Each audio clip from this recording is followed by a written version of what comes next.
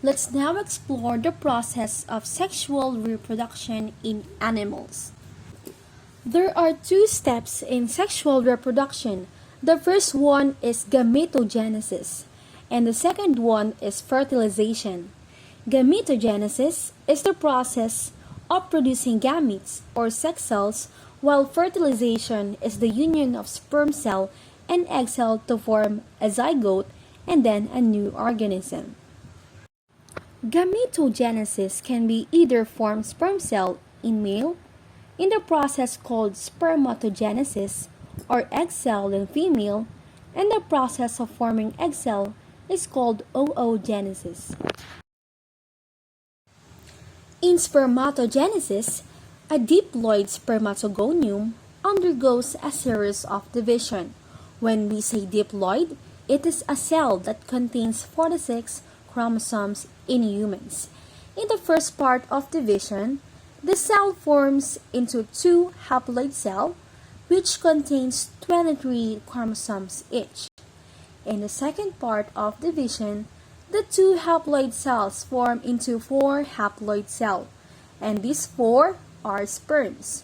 As we can see, the number of chromosomes in the first part divides, while in the last part, it remains the same because of the process called meiosis. In oogenesis, same thing happens. There is also a diploid oogonium which divides to form two haploid cells and each containing 23 chromosomes, and it undergoes another division forming four new cells. These three become polar bodies and only one can develop as an egg cell.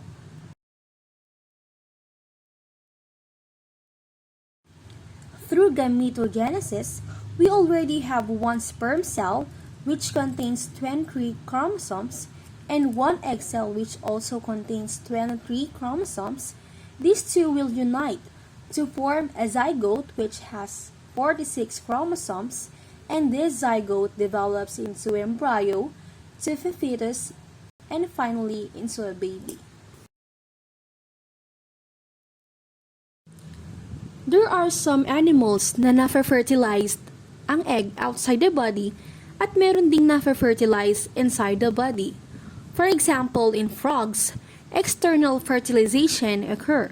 In this picture, the two frogs are mating.